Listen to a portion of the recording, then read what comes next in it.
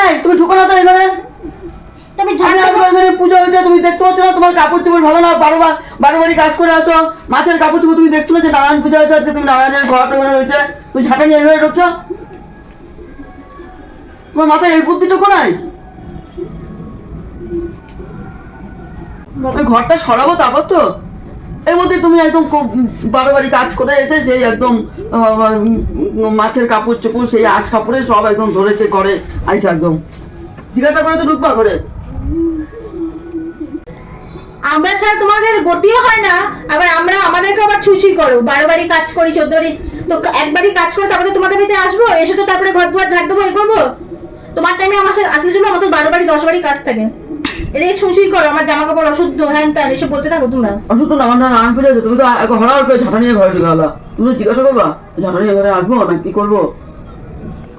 আমি যেমন রোজ ঘর ঝাড় দিই, ঘর মুছি, সেরকম এসেছি।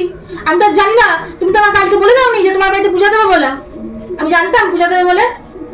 না না, অত তক্ক করো না তো, যাও ঝাঁটা নিয়ে আমার ঘরের বাইরে যাও। কাছেই কাজ করবো না, বাড়ি চলে যাবো? অন্য ঘর ঝাড় দাও, মুছো, এই ঘরটা আমার মোছা হয়ে গেছে, যাও তুমি এখন অন্য ঘর ঠাড় করো।